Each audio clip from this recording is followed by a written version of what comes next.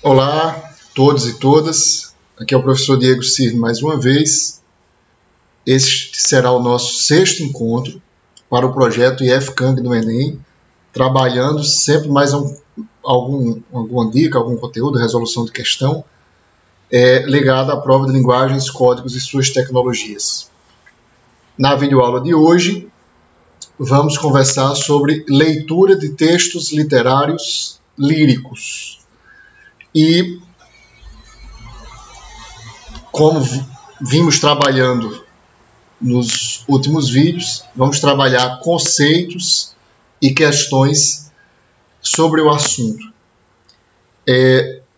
De maneira geral, precisamos ter uma lembrança, é uma coisa que já conversamos em videoaulas anteriores, mas que vai ser a base para todo este encontro de agora. O que é que devemos lembrar para todas as questões? O conceito de lirismo. É só uma revisão rápida. Geralmente temos lirismo para textos em versos, estrutura de poesia em versos e estrofes. Mas vimos que o Enem também trabalha com possibilidade de discutir lirismo em outros gêneros literários, como gêneros narrativos. Caracterizado pela musicalidade. Desde a origem do nome, lírico vem de lira, uma espécie de harpa, está no contexto da Grécia Antiga, da origem dos estudos e das produções que envolvem o lirismo. Aristóteles trata disso. Os textos eram escritos para serem cantados. E esses cantos tinha uma grande expressão emocional. O poeta se exprimia através desses cantos, demonstrando suas emoções, seus sentimentos. E como última observação, também o lirismo é caracterizado pela linguagem plurissignificativa. Muitos significados. A conotação é a grande marca. Salvatore D'Onofrio, comentando lirismo, ele fala de textos curtos que condensam muitas emoções numa linguagem aparentemente sem nexo. Uma linguagem confessional e predominantemente figurativa, de metáforas, de comparações, de alegorias. Isso torna um pouco a linguagem lírica mais complicada, né? Curta e densa. A partir disso, emoção, musicalidade, versos, plurissignificação, vamos ver a primeira questão, que é do Enem do ano passado. Se viu como situação problema, um poema de Hilda Hilst. Vamos ler. Essa lua enlutada, esse desassossego, a convulsão de dentro, ilharga dentro da solidão, corpo morrendo, isso te devo. E eram tão vastas as coisas planejadas, navios, muralhas de marfim, palavras largas, consentimento sempre. E seria dezembro. Um cavalo de jade sob as águas, dupla transparência, fio suspenso, todas essas coisas na ponta dos teus dedos, e tudo se desfez no pórtico do tempo, em lívido silêncio. Umas manhãs de vidro, vento, a alma esvaziada, um sol que não vejo, também isso te devo. Veja, o poema tem um eu lírico que se dirige a alguém, provavelmente uma pessoa amada. E se repete, tudo isso te devo, tudo isso te devo. Então, um eu lírico que acerta contas afetivas com a pessoa amada. Há uma confissão amorosa de sentimentos que foram vividos, uma desilusão e sentimentos que contrastam com esse passado. Chama a atenção aqui, no cursor, no pórtico do tempo. A grande alegoria, a grande imagem do poema é a imagem de um passado que parece muito positivo, em que vastas coisas eram planejadas, símbolos de grande valor, como muralhas de marfim, onde tudo era translúcido do ponto de vista amoroso, um cavalo de jade sobre as águas. Mas, no tempo, tudo isso se desfez. Tudo isso é silêncio, é um silêncio pálido, lívido, de sofrimento, de ausência de vida, de solidão. Olha a alma esvaziada, um sol que não brilha mais, uma eterna noite com uma lua de luto, uma ilharga de solidão, num duplo sentido aí de ilharga, mas um eu lírico que se dirige a essa pessoa amada, dizendo como foi a relação, como foi o amor, como foi um planejamento afetivo, e como hoje isso foi suspenso, isso foi interrompido. A partir disso, o enunciado pede, no poema, o eu lírico faz um inventário dos estados passados espelhados no presente. Ou seja, o recorte de toda a construção lírica desse texto é para você entender qual é a carga emocional aí presente. E chama a atenção para essa ideia que o eu lírico, que é aquele que expõe seus sentimentos, geralmente em primeira pessoa, como nós temos aí, espelha no presente os seus sentimentos do passado. Salvatore D'Onofrio chama disso de similaridade. E a questão é que você identifique o que aflora nesse processo. Então, nesse processo aflora o cuidado em apagar da memória os restos do amor. Então, o eu lírico está se dirigindo à pessoa amada, agora ausente, para tirar da memória os restos desse amor. Amadurecimento revestido de ironia e desapego, letra B. O eu lírico está amadurecendo-se da passagem do tempo. O eu lírico é irônico na maneira como se reporta essa dor emocional, está tentando se desapegar dessa relação, diz a letra B. A letra C já nos assere que aflora um mosaico de alegrias formados seletivamente. É um poema alegre. Será que é esse o tom do texto que lemos? Letra D. Desejo reprimido convertido em delírio. Existe um desejo guardado, um delírio, um devaneio. Será que a construção lírica, que o tom confessional desse poema diz isso? Ou é a letra E? Arrependimento de erros cometidos. O eu lírico traz para si, segundo a letra E, a culpa por esse fim de relação. Admite seus erros, se arrepende dessas falhas, diz a letra E. E aí, com que letra você ficaria? Nossa resposta é a letra B. Há um amadurecimento no sentido de passagem de tempo. Existe um tom irônico que a gente já falou em outros momentos, que a ironia se caracteriza quando você diz uma coisa para sugerir absolutamente o contrário do que diz, e um eu lírico que tenta se desapegar. Veja, destaquei aqui do lado direito, o eu lírico faz um inventário, ou seja, ele faz um resumo, descreve os estados passados espelhados no presente. Esse é o conceito de similaridade, uma característica marcante no lirismo, segundo os estudos de Salvatore D'Onofrio. Eu concordo muito com isso. A similaridade como espelhamento afetivo.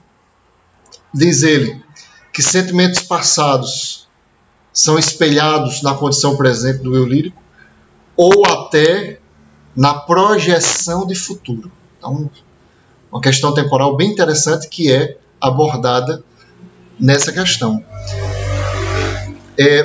Desculpando sempre o barulho aí da rua, alguma coisa da vizinhança, ok? Mas vamos voltar aqui. Para você entender como se deu esse inventário, essa amostragem de sentimentos passados e presentes, eu chama a atenção aqui, ó, eram tão vastas as coisas planejadas. Então se fala de experiências passadas. O sol que não vejo, ou seja, as emoções passadas contrastadas com o que não existe mais hoje. Diego, e onde isso é irônico? É desapego porque a relação está sendo desconstruída no plano emocional. Mas onde isso é irônico? Veja, tudo isso te devo. Também isso te devo. Eu estou agradecendo, enquanto eu lírico, a pessoa amada por todo o sofrimento que eu tenho. Isso é absolutamente irônico. Não estou agradecendo, eu estou reclamando a essa pessoa amada ausente a minha infelicidade. Então, ironia ao pé do termo mesmo. Então, passagem de tempo e sofrimento de desconstrução de um imaginário amoroso a partir de uma ironia. Lembrando que a ironia é uma marca da poetisa também, Hilda Hilst, né, que acaba facilitando o conhecimento seu sobre o contexto, sobre estilo do autor. Para a questão 2, destaco a seguinte lembrança. Ela vai abordar conceitos de uma tradição poética. A tradição poética lírica começa lá com o que Aristóteles comentou. E até um pouco antes dele, o que Platão comentou sobre poesia. Vem lá da Grécia Antiga, que no Ocidente é essa a nossa tradição.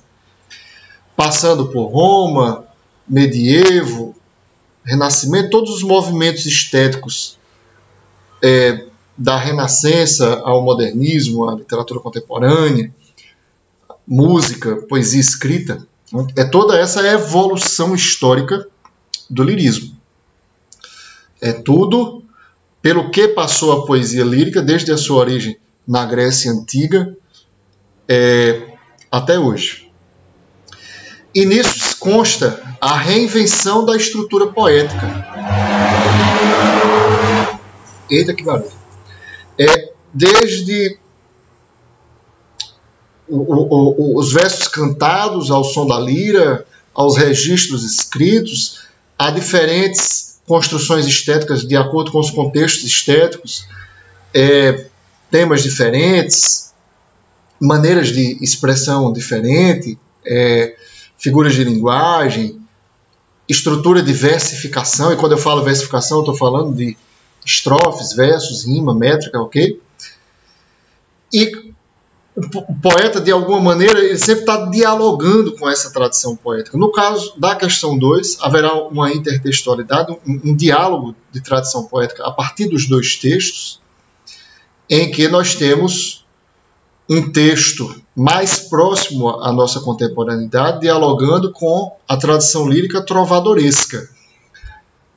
Vem lá por volta século XII, século XIII, o trovadorismo se estrutura com as cantigas, a herança portuguesa dos lirismos provençais, os jograis, os trovadores, aquela questão toda do entretenimento dos palácios, e precisamente com as cantigas de amigo, que é esse texto que nós vamos abordar. Então, rapidamente, a lírica dos trovadores era uma poesia cantada, de fato, e era dividida entre poesias satíricas e poesias líricas, amorosas.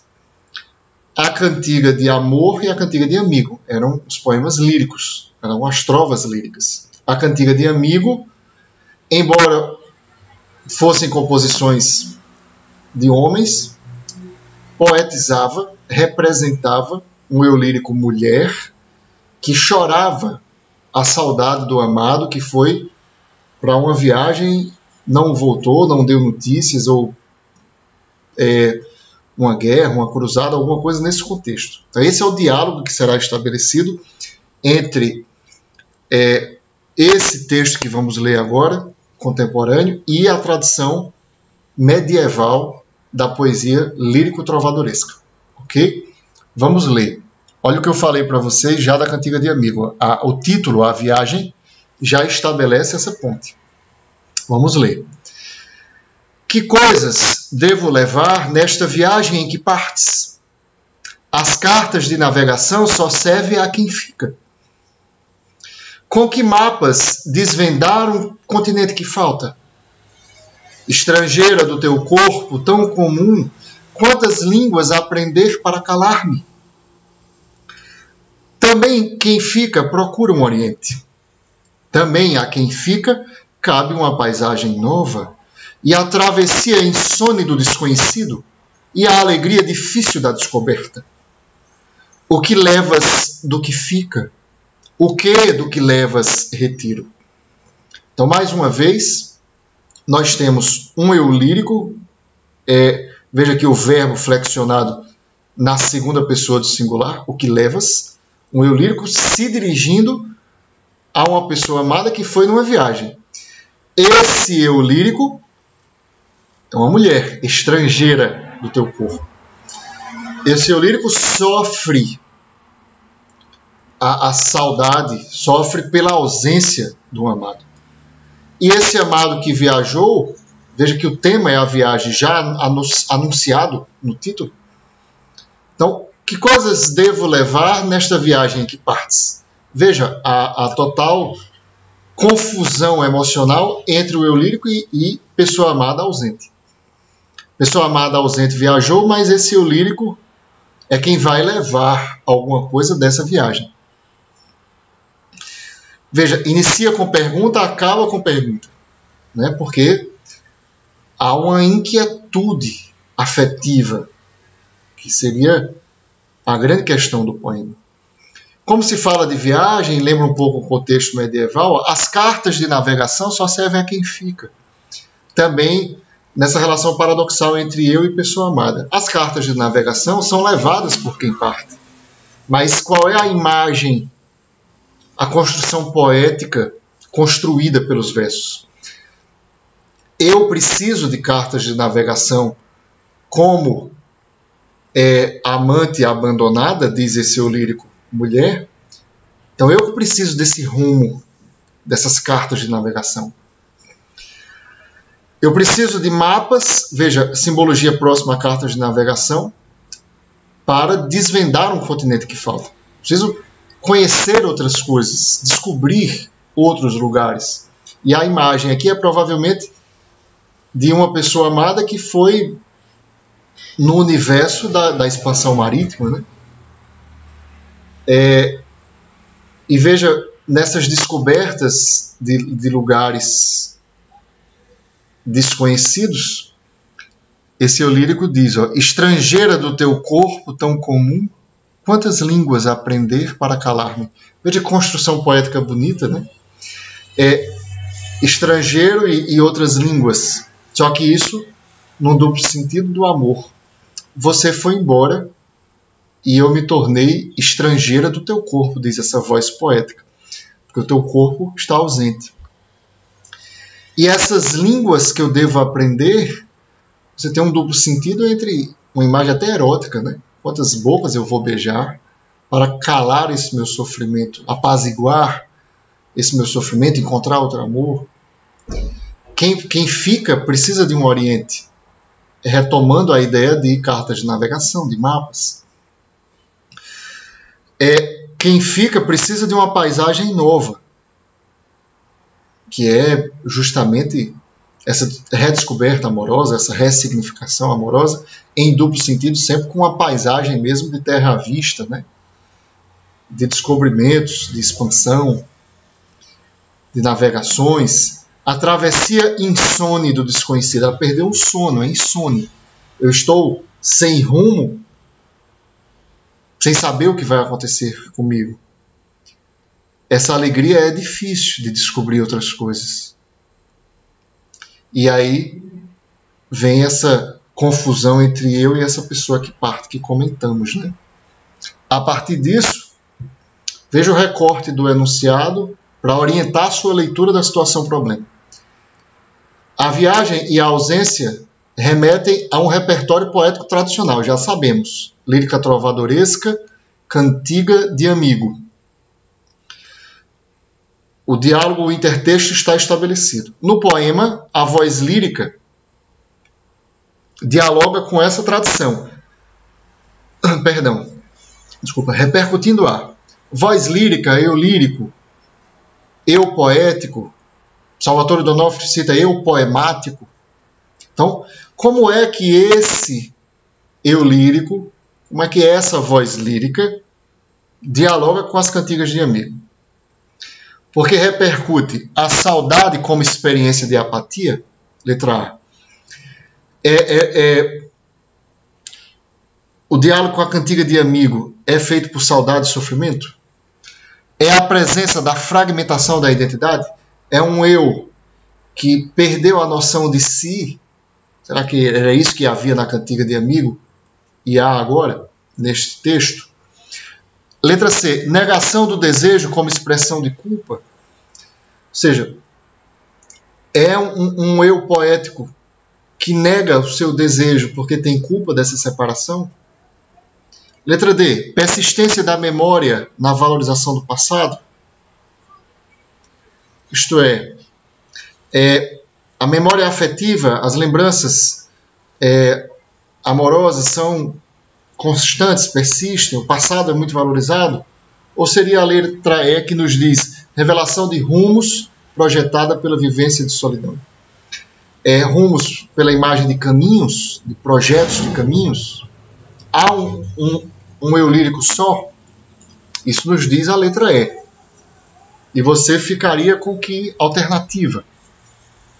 Temos como gabarito a letra E, justamente.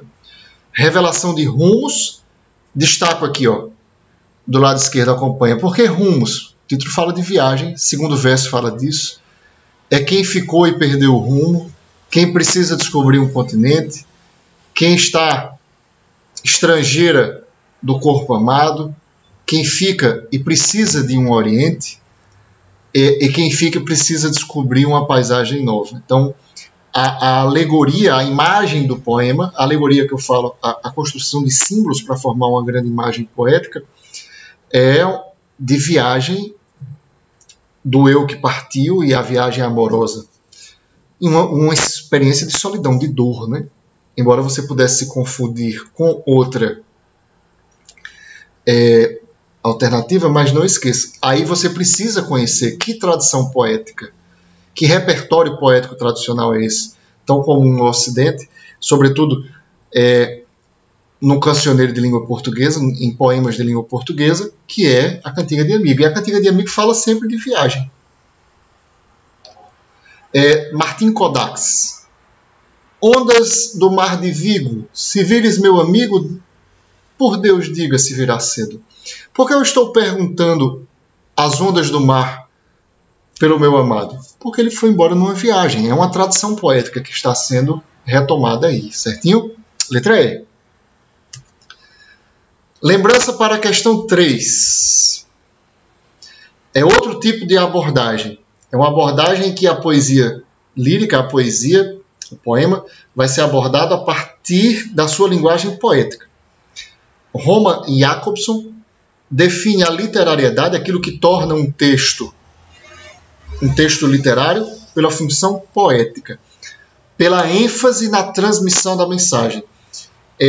A maneira como, num poema lírico, a voz poética exprime suas emoções é muito bem construída, com sonoridade, com estranhamento de linguagem, com construções que não são típicas da linguagem ordinária, da linguagem comum. Isso, por exemplo, a partir das imagens poéticas, que eu não destaquei aqui porque acabei de explicar para vocês na questão anterior. Né? Alegorias, com muitas conotações, metáforas, símiles. E aí, tudo isso exemplificando os recursos estilísticos de literariedade. Lembrando que, às vezes, a própria versificação, a estrutura em versos e estrofes do texto, de rima, métrica, é significativa dessa literariedade. E vamos ver como isso foi adequado, na questão 3, para a discussão a partir de um texto de João Cabral de Melo Neto, mas é importante conhecer o estilo de João Cabral de Melo Neto. É um poeta canônico da nossa literatura E eu quero que você leia comigo já já na questão como a literariedade foi construída dentro de um estilo individual, de construção formal. Para isso, você precisa ter um conhecimento mínimo sobre João Cabral, para na hora da prova você estar mais apto, né, para responder a questão. João Cabral de Melo Neto, poeta da terceira fase moderna, de acordo com a referência que você pegar, algum livro didático pode chamar de geração pós-45. E entre outras características de sua obra, é o poeta engenheiro, né? Tem um livro de poesias chamado Engenheiro, então ele tem um grande apuro formal. A versificação em seu estilo poético sempre é expressiva. Estrofação, metrificação. Ele é um poeta muito apegado a Pernambuco, pernambucano que era, e constrói muito a sua alegoria a partir de imagens bem próximas desse imaginário nordestino que a gente conhece tão bem. De Recife, do litoral, de questões sociais, transforma isso em expressão poética, em expressão lírica. Em alguns momentos ele é surrealista, muito metalinguístico, tem várias questões do estilo dele, que são marcantes. Vamos acompanhar aqui como ele pegou esse estilo, transformou em literariedade para expressão emocional, para um canto sentimental, um canto lírico poético. Aqui no texto, Uma Ouriça. Vamos olhar a garganta aqui um pouquinho, para ler para vocês.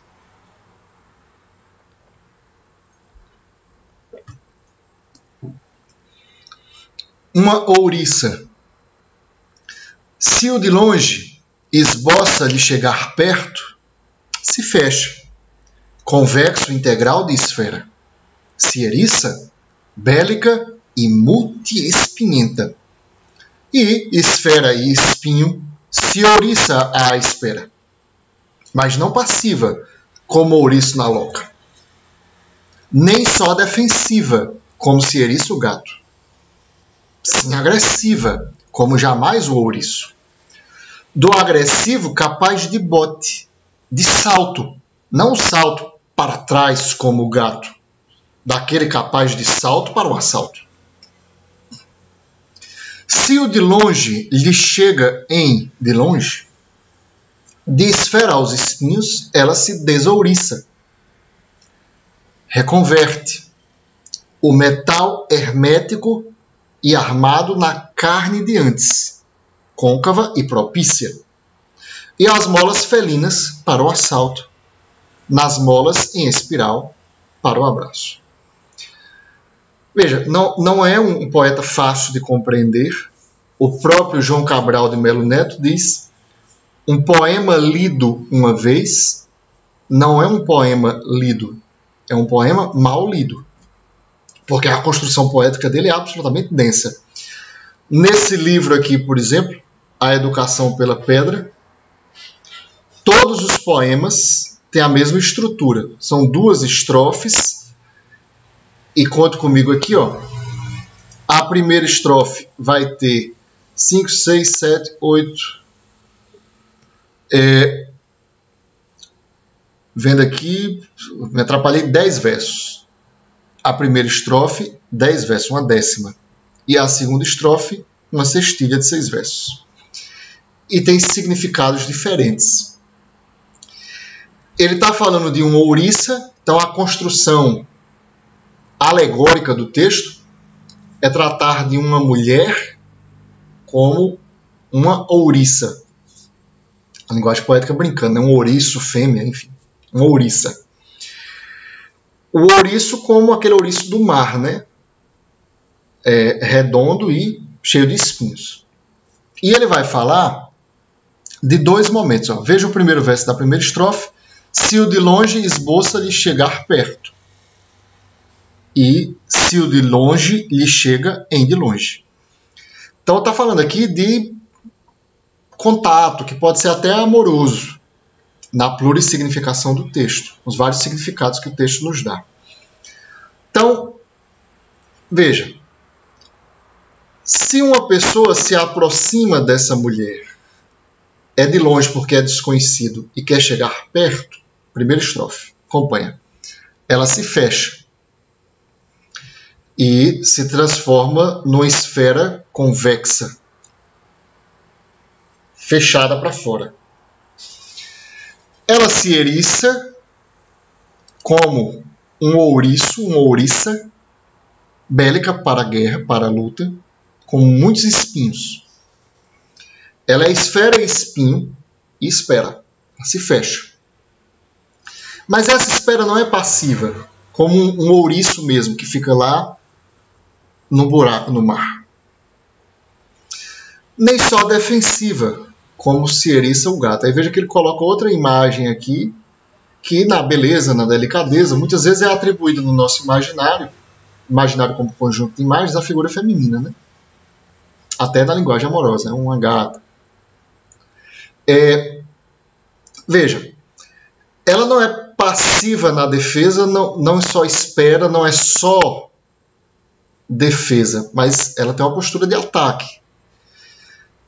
Esse ataque, veja, é bélica e com muitos espinhos, mas esse ataque pode ser até no plano das inter-relações, de um primeiro contato, de um jogo amoroso. O ouriço não tem isso, jamais o ouriço é isso. Então, ela é agressiva porque ela é capaz de um bote, capaz de dar um salto. E não é um salto para trás como o gato. Aproxima da imagem do gato e afasta agora.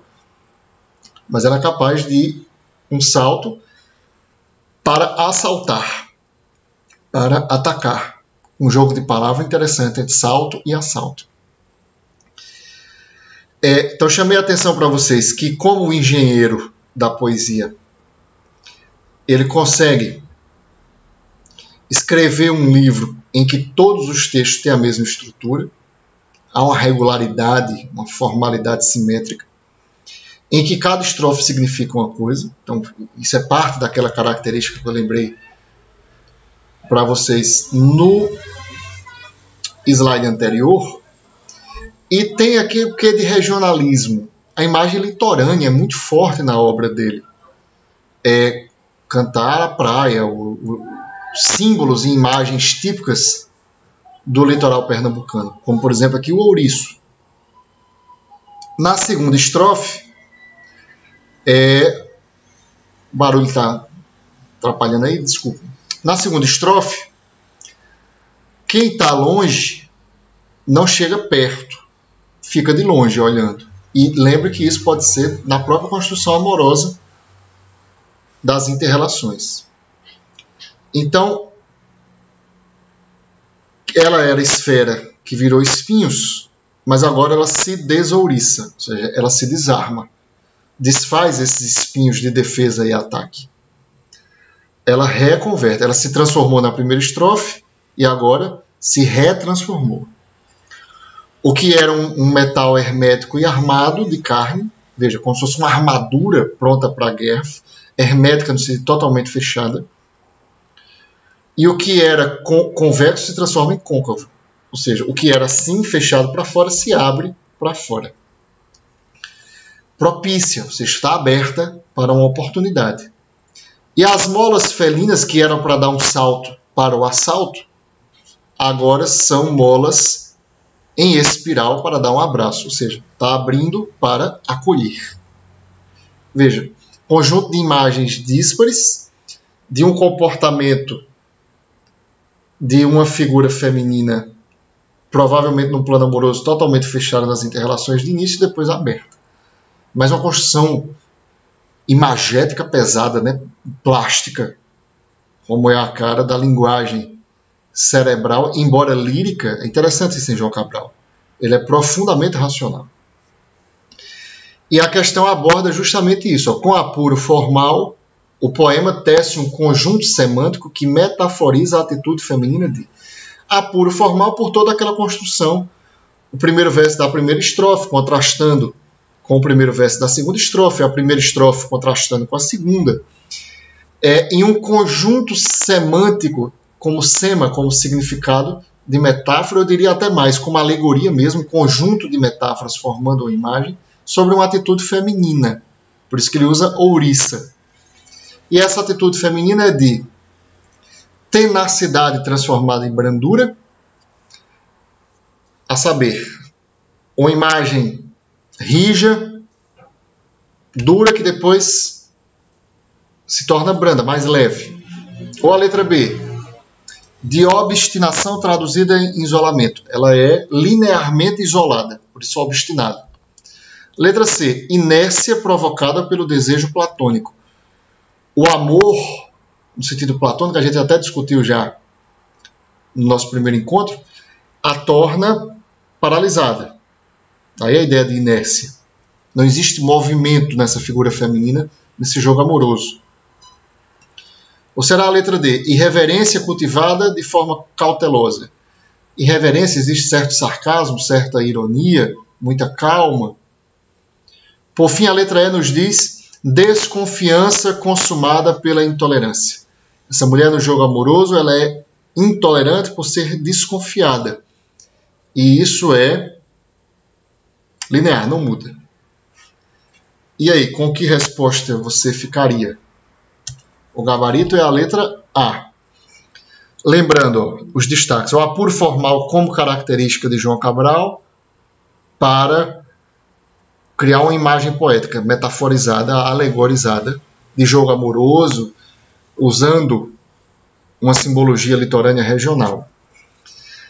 E aí, para a gente não ter que voltar ao texto, por que, Diego, tenacidade transformada em brandura? Ela é tenaz no sentido de ser austera, primeira estrofe. Esfera e espinho se ouriça à espera. Veja que sonoridade interessante, né? Esfera e espinho se ouriça à espera. Uma aliteração do S.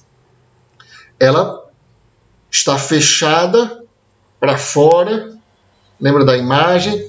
Ouriça cheia de espinhos, esperando o que esse ser de fora quer com ela. Essa é a primeira estrofe. Tenaz, pronta para batalha. Segunda estrofe, ela que era essa esfera de espinhos, ouriça, se desouriça, ou seja, se desarma. Então, quem era tenaz se tornou branda, né? Se tornou mais leve. Resposta à letra A. Espero que, apesar da dificuldade do texto, a interpretação aí tenha sido suficiente. Nossa penúltima questão. Vou agora passar para anos um pouco anteriores para a gente ver outras abordagens que aparecem no Enem. É bem linear isso, você tem quase todo ano a discussão da poesia a partir da metalinguagem. E quando eu vou confundir a poesia lírica numa questão com a poesia metalinguística, eu estou lembrando lá das funções da linguagem estudadas por Roman Jakobson. E a função metalinguística é aquela que diz que a mensagem se centra no código. E se nós estamos falando de poesia, aí veja aqui, ó, é a reflexão sobre o próprio código poético. Ou seja, é poesia falando de poesia. É poesia falando da própria poesia, da própria construção poética. É poesia falando de literatura. E já vi questão tratando isso de metapoesia. Metalinguagem, linguagem falando da própria linguagem, porque é o código falando do próprio código. Então, o que seria uma metapoesia? Poesia falando da própria poesia.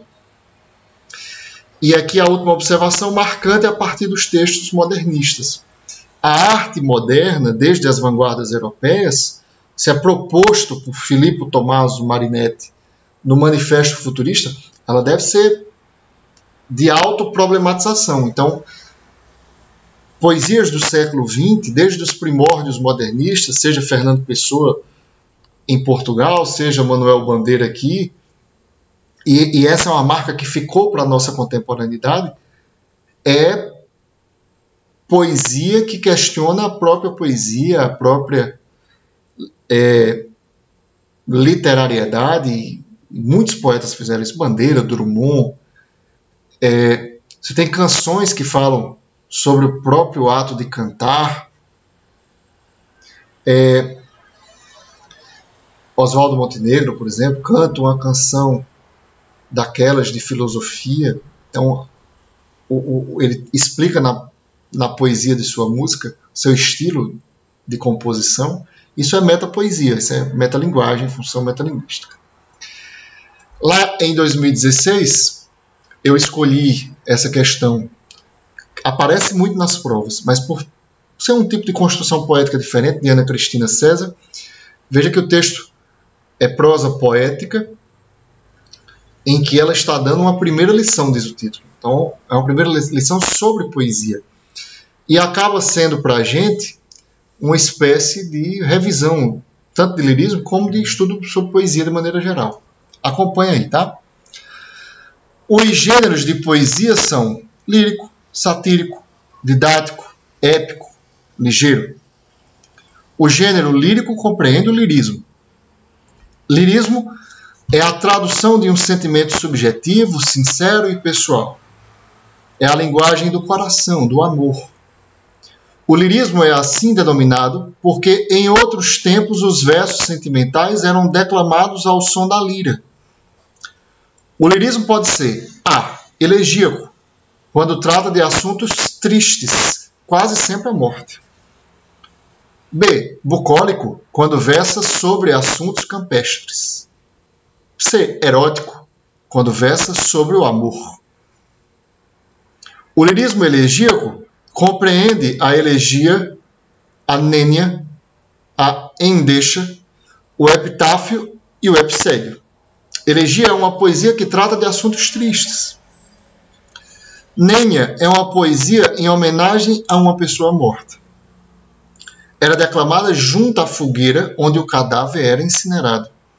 Endecha é uma poesia que revela as dores do coração. Epitáfio é um pequeno verso gravado em pedras tumulares. Epicédio é uma poesia onde o poeta relata a vida de uma pessoa morta. Veja, é poesia dando lição sobre poesia. Função metalinguística, metapoesia. Código poético é voltado para o próprio código poético. Começa falando de vários tipos de poesia. Poesia lírica, poesia satírica, que é um tanto crítica e irônica. Poesia para ensinar, poesia pedagógica. Os jesuítas usaram aqui isso no sentido religioso. Poesia épica, que é para narrar histórias de grandes heróis, de grandes feitos. Ilíada, Odisseia, a gente já falou disso em outra aula. Poesia ligeira, curta. Mas aí, veja que vai afunilando. De todas as poesias eu falo só de lirismo. Poesia lírica, lirismo. E retoma a definição que a gente fez lá para a primeira questão. É tradução de sentimento subjetivo, esse sujeito lírico, que é o eu lírico, o eu poético. É muito pessoal, a carga emocional, geralmente em primeira pessoa. É linguagem do coração como simbologia de afeto, geralmente o amor. O lirismo é assim denominado porque em outros tempos os versos sentimentais eram declamados ao som da lira, recuperando lá da Grécia Antiga, a gente falou disso ainda agora. O nome Aristóteles tem a ver com essa denominação, lírico, porque vem de lira. E depois define uma tipologia de lirismo, bem interessante, né? Uma poética. É assim geralmente, né, quando você fala de poesia, falando de poesia. Manuel Bandeira tem um texto chamado Poética. A própria estruturação de Aristóteles sobre literatura é publicada hoje em dia ainda com o título de Poética ou Arte Poética. Então, na sua Poética, Ana Cristina César faz uma tipologia de lirismo. O lirismo pode ser elegíaco, na letra A, pode ser bucólico, pode ser erótico. Aí ela define. Elegíaco tem a ver com assuntos tristes, quase sempre a morte.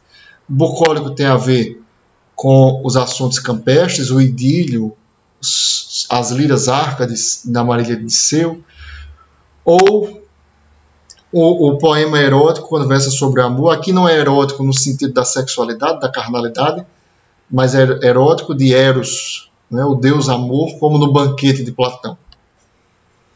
E aqui, veja, fala dos tipos de poesia, depois fala de lirismo, cita os tipos de lirismo, mas a primeira lição é só sobre uma metodologia bem interessante, né? Sobre o lirismo elegíaco, da letra A. Compreende elegia, nênia, endecha, epitáfio, e aí ela vai definir o que é cada uma dessas poesias de tons líricos tristes. A elegia de tristeza em geral, mas como ela disse aqui, muito ligada à ideia de morte. A nênia, a endexo, o epsédio, muito nessa tradição grega, é tanto que ela fala aqui, ó, do cadáver na fogueira onde era incinerado. Isso vem lá da tradição clássica e faz sua versão didática, né, digamos assim, sobre a poesia lírica. Vamos ver o que é que a questão quer. No poema de Ana Cristina César, a relação entre as definições apresentadas e o processo de construção do texto indica que, ou seja, é um poema, prosa poética, é uma mistura de prosa e poesia, interessante isso aí. Se constrói como uma lição, como um texto teórico, como uma poética. Então, o que é que define a metalinguagem desse texto? Em outras palavras, é isso. Letra A. É o caráter descritivo dos versos que assinalam a concepção irônica de lirismo? Ou seja, descreve lirismo de maneira irônica. B. O tom explicativo e contido constitui uma forma peculiar de expressão poética? Está explicando alguma coisa? É um eu lírico que não canta seus sentimentos, por isso é contido? Ou é a seleção e o recorte do tema que revelam uma visão pessimista da criação artística? Será que, ao falar de tons elegíacos, ela está definindo toda a criação poética de maneira pessimista? Letra D. A enumeração de distintas manifestações líricas produz um efeito de impessoalidade. É isso que o poema está nos dizendo? Que as várias possibilidades de lirismo surtem um efeito impessoal? Ou será a letra E, que indica a referência a gêneros poéticos clássicos, expressa a adesão do eu lírico às tradições literárias? Mais uma vez fala de tradição literária. Lembrem, são gêneros clássicos, porque a poesia fala de gêneros gregos. Então essa referência expressa que o eu lírico é um poeta voltado, debruçado, influenciado por esses gêneros gregos que ele citou. Com que letra você ficaria? Como foi construída essa metalinguagem? E a nossa resposta é a letra B.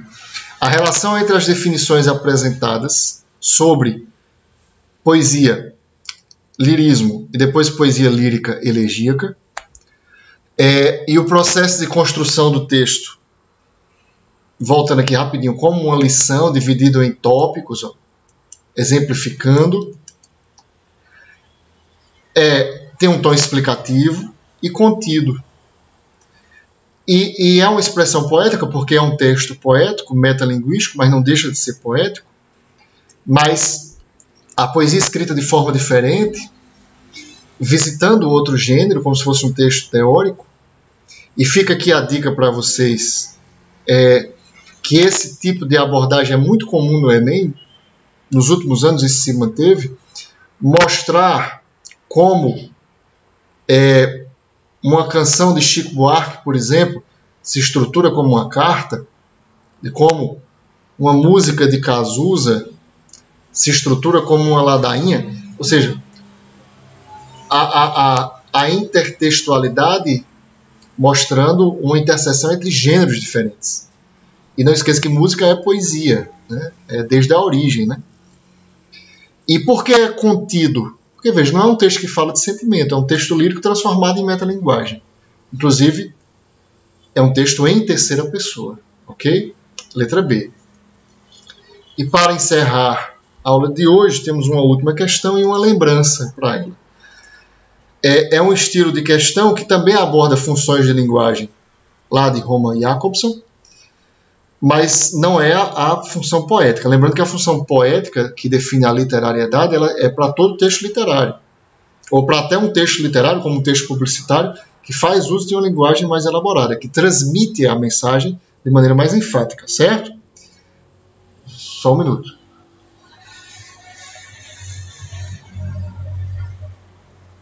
Essa questão do Enem que nós vamos resolver vai tratar de lirismo por lirismo, uma avaliação de subjetividade, uma avaliação daquilo que canta da afeição emocional de um sujeito lírico.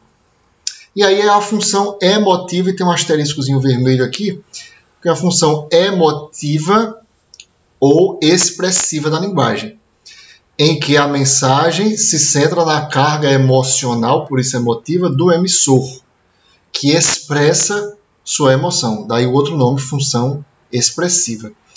Isso geralmente está em primeira pessoa. E primeira pessoa em poesia lírica é o eu lírico, que canta seus sentimentos. Lembrando que já foi abordado há alguns minutos. Eu lírico, eu poemático, eu poético, voz lírica, voz poética. É a construção poética de alguém que expressa seus sentimentos. Isso é arte, não necessariamente esses sentimentos são os sentimentos do poeta. Isso também pode ser abordado, né? É criação poética. Você vê Drummond no poema de Sete Faces, dizendo: meu Deus, por que me abandonaste? Se sabias que eu não era Deus, se sabias que eu era fraco. É um eu lírico que cria um intertexto com a Bíblia, com a fala de Cristo, se lamentando abandonado pelo Pai, mas Drummond era um ateu convicto, então é uma construção poética, artística, não esqueça. Você não cair alguma pegadinha numa questão como essa. Aqui, só para ilustrar que muitas vezes são canções mesmo, lembro que canção é poesia, e a poesia lírica, desde a origem, ela não era escrita para ser lida, mas era escrita para ser cantada. E aí nós temos como situação problema, em 2011, uma canção de Geraldo Vandré, chamada Pequeno Concerto que Virou Canção. Acompanhe a leitura. Não há por que mentir ou esconder a dor que foi maior do que é capaz meu coração. Não, nem há por que seguir cantando só para explicar.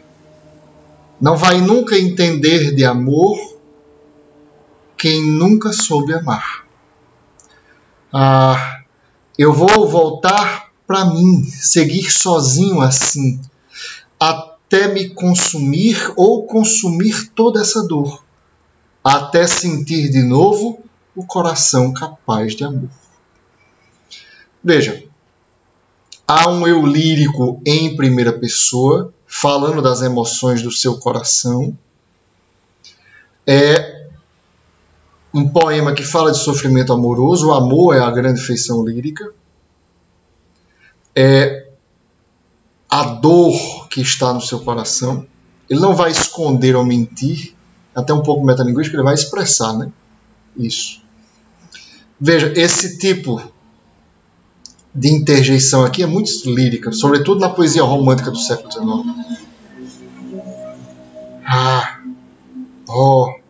Casimiro de Abreu, meus 8 anos. Que saudades que tenho da aurora da minha vida. Isso é recurso gramatical de emoção, muito usado em poesia, muito usado em lirismo. Eu vou voltar para mim, seguir sozinho assim. É um eu lírico que está fora de si, provavelmente está afetivamente nesse objeto amoroso perdido, que agora o deixou solitário. Vai esgotar, consumir esse amor, consumir essa chama amorosa para poder estar apto de novo ao amor. Um poema aí de construção afetiva pesada, né? Uma bonita canção. Aqui do lado direito temos, na canção de Geraldo Vandré, tem-se a manifestação da função poética da linguagem, que é percebida na elaboração artística e criativa da mensagem, por meio de combinações sonoras e rítmicas. Lembre comigo, já sabemos o que é a função poética, é a própria definição do que torna uma construção linguística linguagem literária, de conotações, de ênfase de sentidos, de criações de sentido, serve para todo o texto literário, mas no caso de poesias, mexe com sons e ritmos, já sabemos disso. Pela análise do texto, entretanto, percebe-se também a presença marcante da função emotiva ou expressiva, por meio da qual o emissor. Função emotiva expressiva, o emissor expõe suas emoções, seus sentimentos. Acabamos de relembrar. Nessa canção, como é que isso foi construído? Através de quê? Por meio de quê? O emissor imprime à canção as marcas de sua atitude pessoal, seus sentimentos. Isso é a função emotiva. Transmite informações objetivas sobre o tema de que trata a canção. É objetivo, não há um sujeito, não é subjetivo, é impessoal. É um assunto fora dele. Letra C. Busca persuadir o receptor da canção a adotar um certo comportamento. Existe uma injunção em que o emissor quer transformar o receptor. Letra D. Procura explicar a própria linguagem que utiliza para construir a canção. É isso que torna o texto emotivo? Quando a linguagem fala da própria linguagem? Ou é a letra E? Objetiva, verificar ou fortalecer a eficiência da mensagem veiculada. Ou seja, quer testar o canal da comunicação, como diz Roma Jacobson.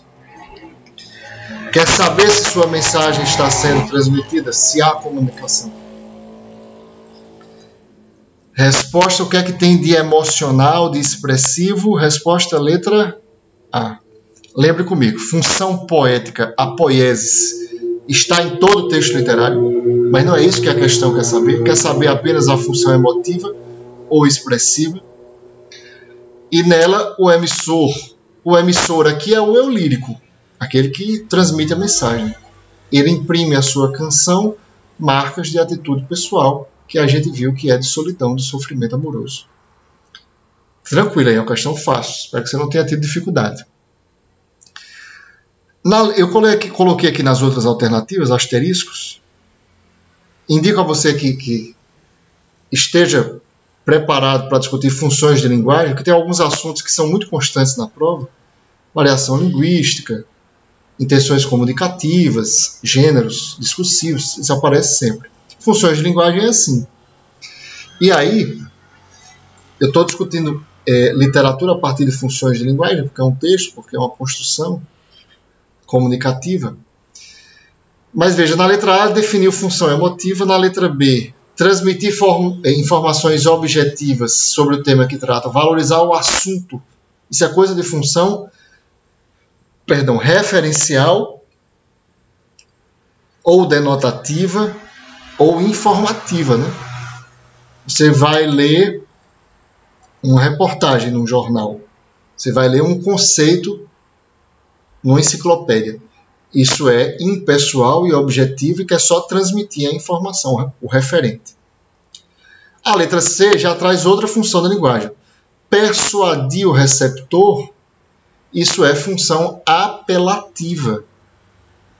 Essa função apelativa ou injuntiva ou conativa é onde você tem o texto voltado, sobretudo com verbos do imperativo, para injungir alguma coisa ao receptor, a segunda pessoa. Letra D, persuadir, convencer, né? A letra D fala, explicar a própria linguagem que utiliza para construir a canção. Isso até está aqui no início do texto, né? Eu não vou esconder nada. Eu vou dizer qual é a dor que está no meu coração. Isso é metalinguagem. É como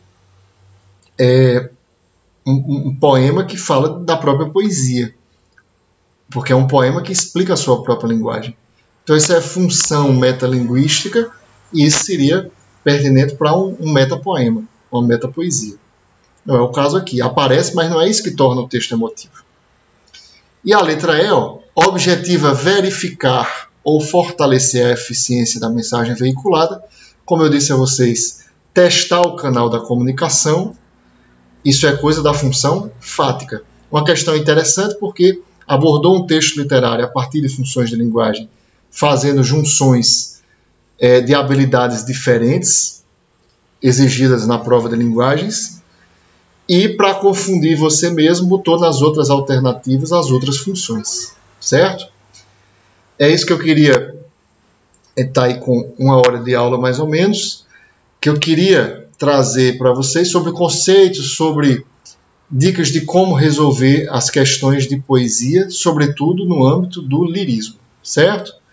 Então, espero ter contribuído, desejo a todos bons estudos e saúde, e até uma próxima oportunidade, ok? Um grande abraço.